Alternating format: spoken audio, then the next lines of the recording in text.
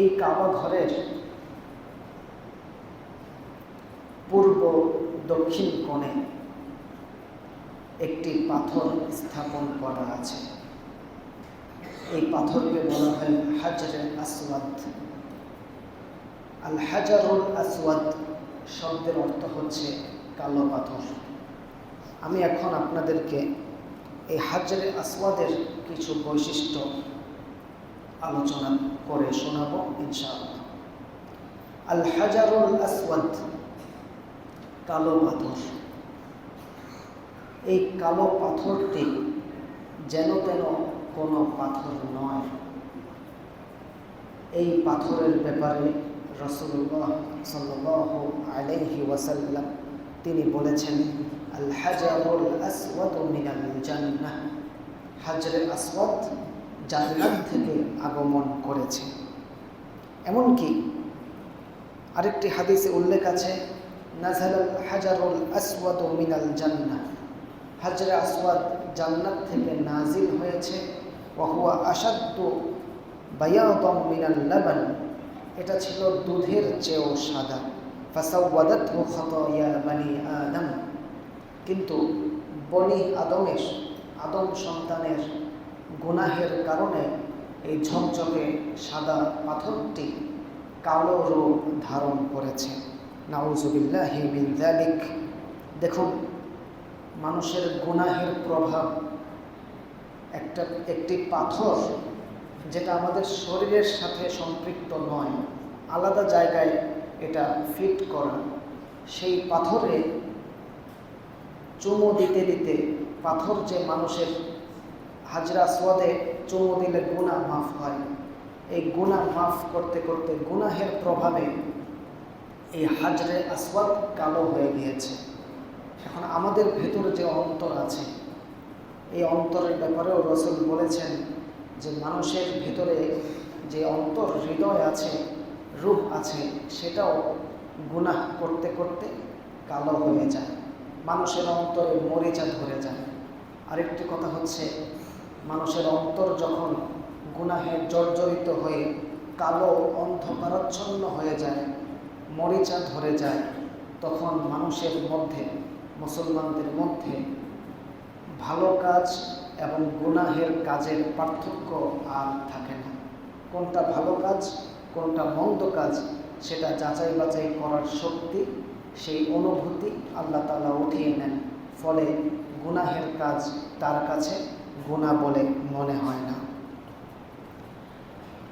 হাজরে আসওয়াদের ব্যাপারে বলছিলাম যে হাজরে আসওয়াদ জান্নাত থেকে এসেছে, এটা হচ্ছে 1 নম্বর বৈশিষ্ট্য। দ্বিতীয়ত, হাজরে আসওয়াদে চুমু দেয়া সুন্নাত। রাসূলুল্লাহ সাল্লাল্লাহু আলাইহি ওয়াসাল্লাম হাজরে আসওয়াদে চুমু দিয়েছেন, স্পর্শ করেছেন।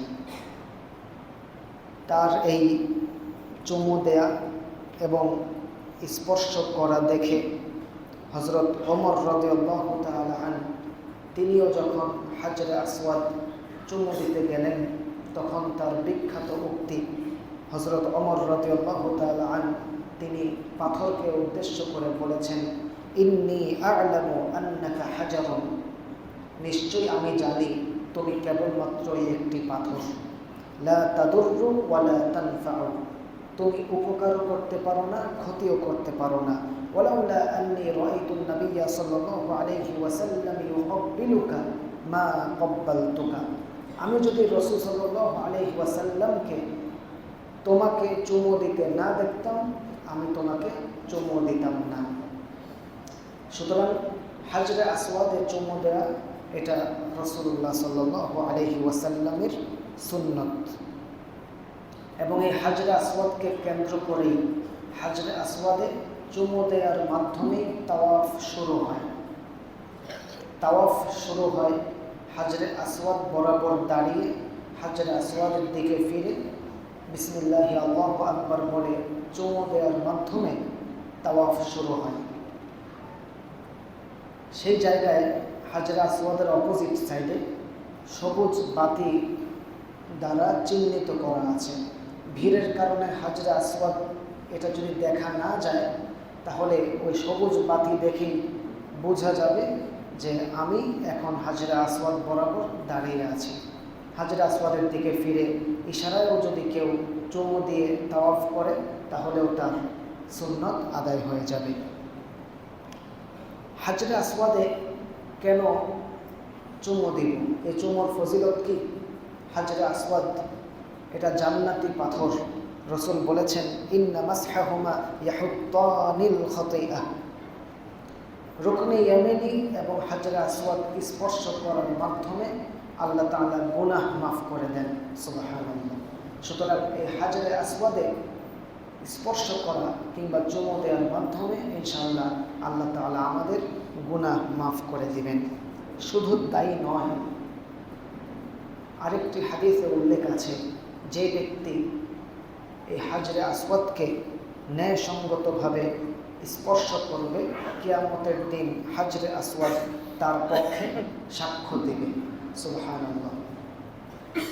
হাজরে আসওয়াদকে কিয়ামতের সময়, কিয়ামতের দিনে তার জবান খুলে দেয়া হবে এবং যারা ন্যায়সঙ্গতভাবে হাজরে আসওয়াদকে স্পর্শ করেছে, আল্লাহ চাহে তো ওই হাজরে আসওয়াদ তাদের পক্ষে আল্লাহর দরবারে সাক্ষী দেবে ইনশাআল্লাহ। এই হচ্ছে হাজরে আসওয়াদের বৈশিষ্ট্য। হাজরে আসওয়াদ জান্নাত থেকে আগত একটি পাথর। হাজরে আসওয়াদে চুমু দেয়া সুন্নত। হাজরে আসওয়াদ স্পর্শ করার মাধ্যমে গুনাহ মাফ হয় এবং হাজরে আসওয়াদ কিয়ামতের ময়দানে তাদের জন্য সাক্ষী দিবে যারা ন্যায়সঙ্গতভাবে এই হাজরে আসওয়াদকে স্পর্শ করেছে।